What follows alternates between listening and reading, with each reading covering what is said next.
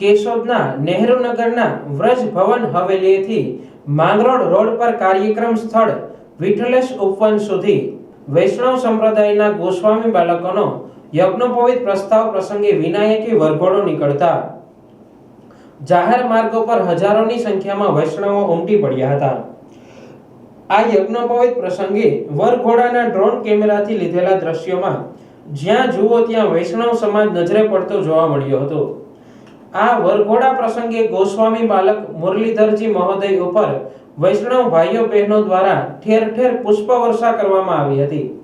આ ગોસ્વામી બાલક યજ્ઞોપવિત વરઘોડા પ્રસંગે દેશના જુદા જુદા રાજ્યોમાંથી આચાર્યો તેમજ ગોસ્વામી બાળકો ઉપસ્થિત રહ્યા હતા। ત્રિદિવસીય ધાર્મિક પ્રસંગે દેશ વિદેશથી પધારેલા વૈષ્ણવ સમાજના ભાઈઓ બહેનો વરઘોડામાં હાજર રહી સંગીતના તાલે મન મૂકીને ઝૂમી ઉઠ્યા હતા।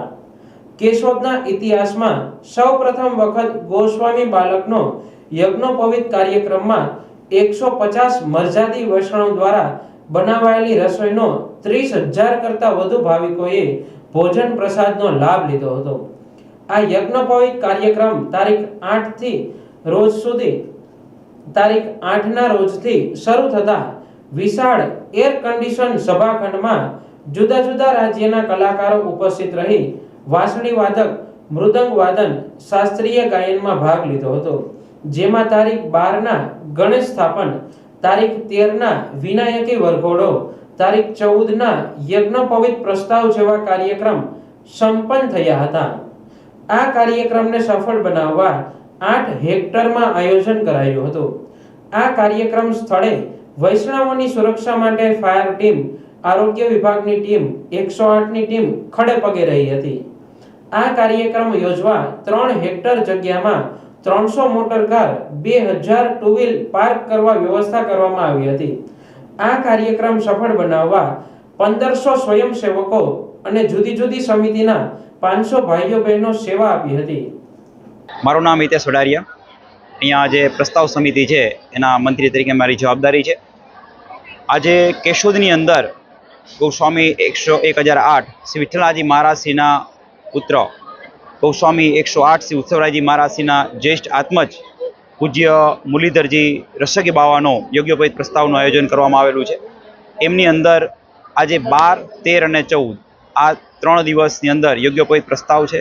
એમાં આજે 13 તારીખના રોજ વિનાયકી વરઘોડાનું ખૂબ સુંદર આયોજન થયું અને 10,000 જેવા વૈષ્ણવોએ આની અંદર સાથ આપ્યો અને જોડાણા હતા। આવતીકાલે આપનો યજ્ઞોપવિત એટલે ઉપનયન સંસ્કારનું આયોજન છે। સાથે સાથે આ કાર્યક્રમમાં સાંસ્કૃતિક કાર્યક્રમ 8 તારીખથી શરૂ થયા હતા।